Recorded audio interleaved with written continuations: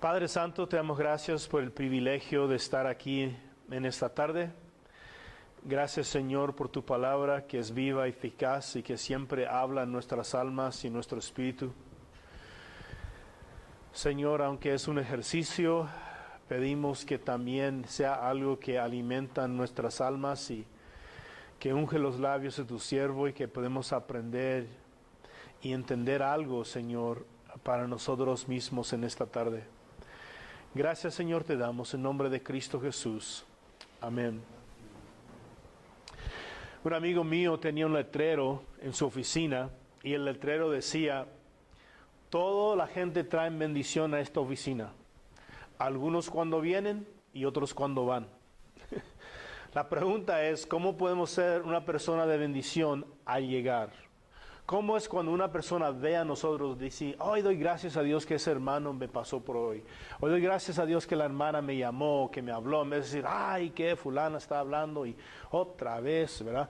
Pero, ¿cómo es que podemos ser realmente personas que son una bendición a la gente alrededor de nosotros?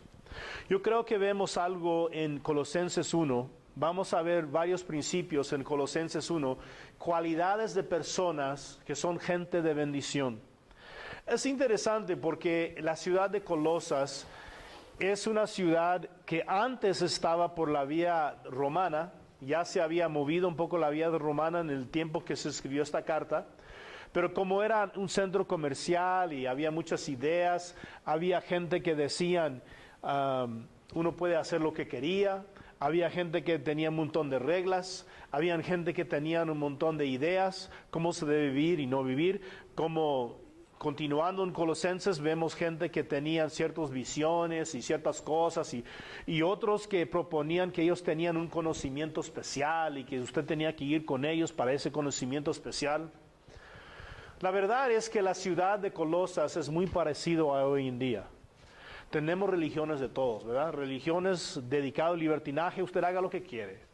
Tenemos religiones que no hay que tener un duro trato del cuerpo.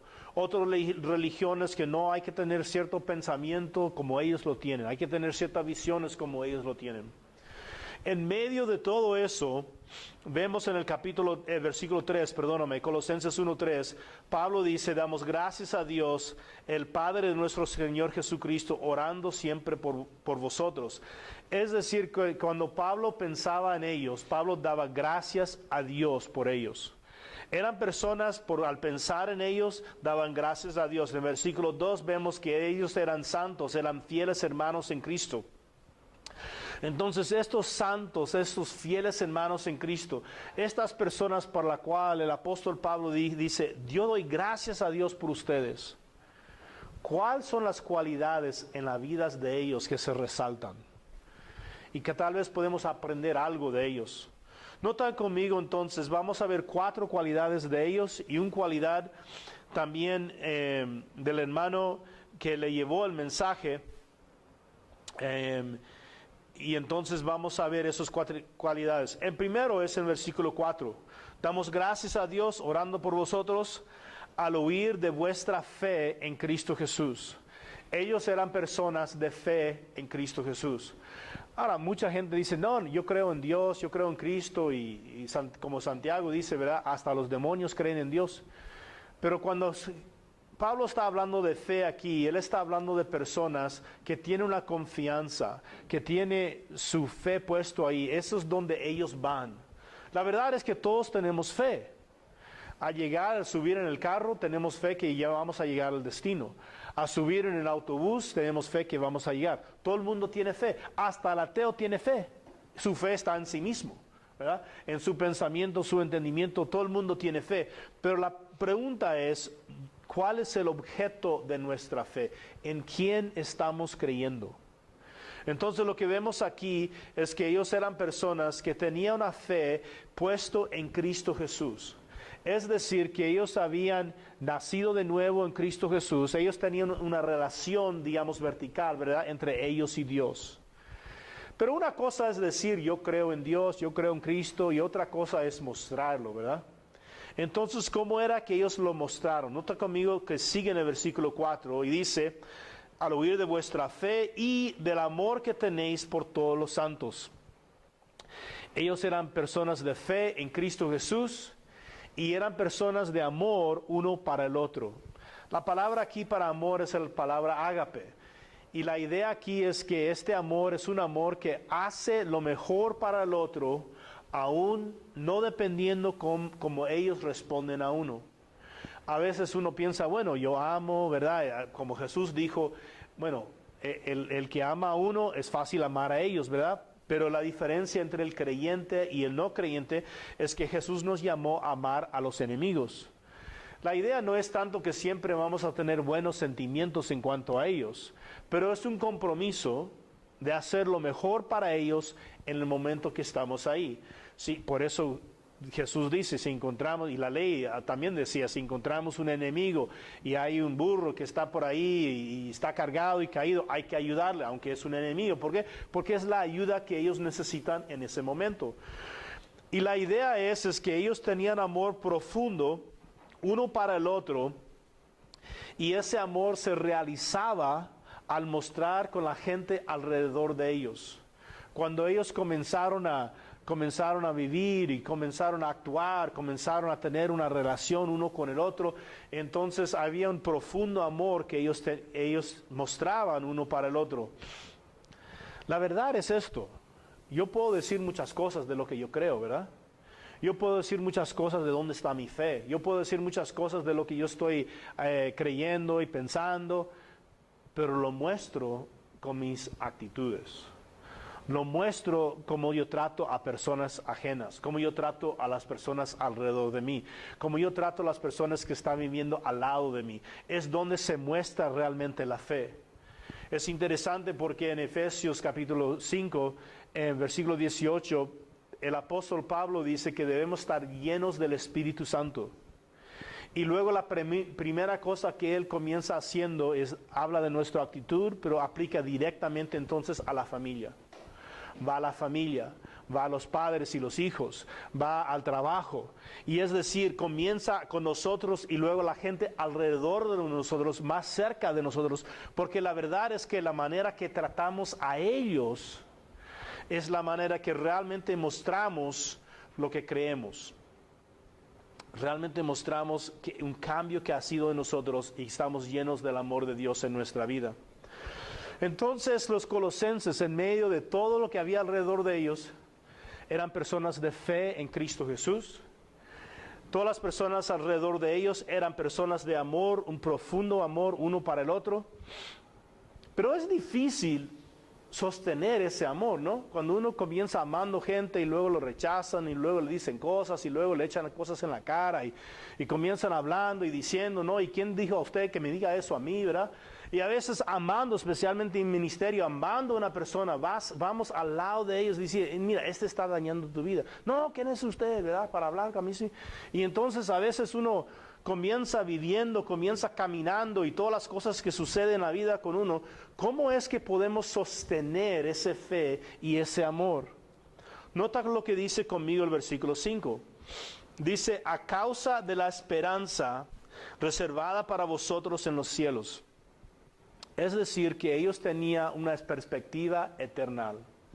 Tenía una perspectiva eterna donde ellos estaban mirando en Cristo Jesús y estaban mirando a Dios y estaban poniendo sus esperanzas en Dios y no en la respuesta de las personas alrededor de ellos. Hermanos, a veces aún en el ministerio podemos poner nuestra esperanza en la respuesta de la gente. Aún en el ministerio a veces podemos poner nuestra esperanza, cómo nos tratan, quién nos dice, cómo fue el sermón, y qué pasó, o uno está sirviendo. Y un mentor mío me dijo una vez, todos queremos ser llamados siervos de Dios, pero nadie quiere ser tratado como siervo.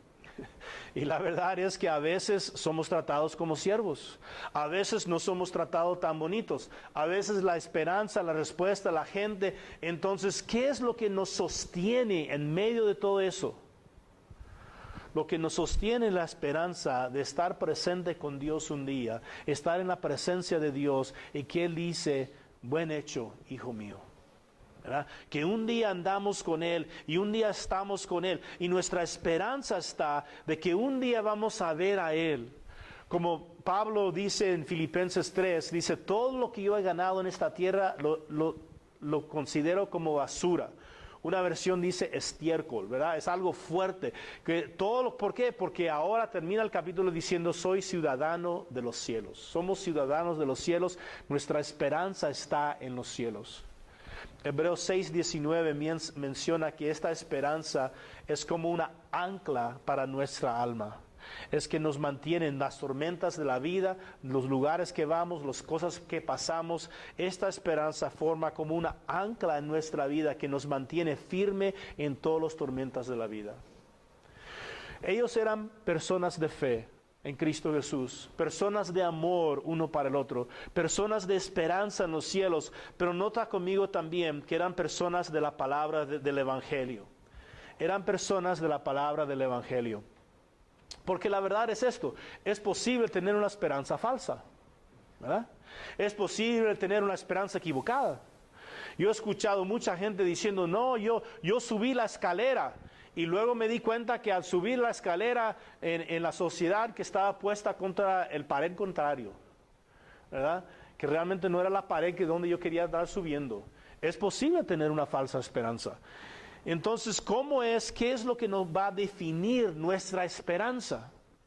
Como dice aquí en estos versículos, dice, de la cual oísteis antes en la palabra de verdad del Evangelio, que ha llegado hasta vosotros, así como a todo el mundo, está dando fruto constantemente, creciendo también con vosotros desde el día que oísteis y comprendisteis la gracia de Dios en verdad.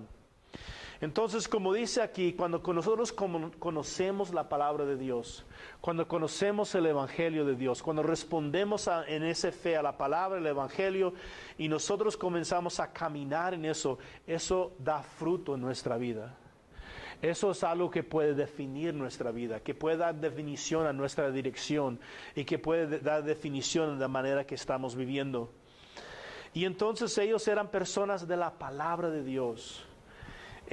Salmos 1 menciona de que la persona que medita en la palabra de Dios sería como una planta que está arraigado, alados juntos a aguas y que da fruto en su tiempo. Hay algo bonito en Jeremías 17 que menciona que los malvados no ven cuando viene el bueno, y que los que andan caminando por Dios y aplicando la palabra de Dios no ven cuando vienen los tiempos secos. Interesante, ¿no? Que algunos con todas las riquezas, digamos, con todos los bienes que tenían, aún así no están contentos. Y a unos que andando y caminando con Dios, aún así no entienden lo que no tienen, por decirlo así, ¿verdad? Ellos andan caminando, andan en gracia, andan contentos, andan con propósito en su vida y andan entendiendo lo que Dios tiene para ellos. Nota conmigo una cosa más en el versículo 7. Tal como lo aprendiste de Epafras, nuestro amado consiervo, quien es el fiel servidor de Cristo de parte nuestro, el cual también nos informó acerca de vuestro amor en el Espíritu. Ellos eran personas de fe en Cristo Jesús. Eran personas que tenían un amor profundo uno para el otro. Eran personas que tenían su esperanza en los cielos.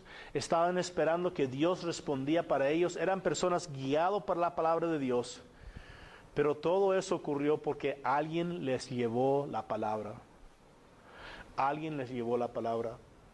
Hay gente alrededor de nosotros que no conocen la palabra de Dios. Es interesante porque en Colosenses 2 entendemos que el apóstol Pablo no fundó esta iglesia. El apóstol Pablo no estaba en Colosas. El apóstol Pablo no había llegado, no había predicado el evangelio ahí. Pero alguien llegó y lo predicó. Fue Epafras que llegó y lo predicó el evangelio. Alguien tiene que llevar el evangelio y el mensaje. Y Dios, yo creo que nos pone en lugares estratégicos, en vecindarios, en lugares, en trabajos alrededor de nosotros, donde nosotros podemos llevar el mensaje y hablar la palabra de Dios en los lugares donde estamos. Las cualidades de una persona de bendición que vemos aquí en Colosenses 1. Persona de fe en Cristo Jesús, aferrados a Cristo, amando uno al otro.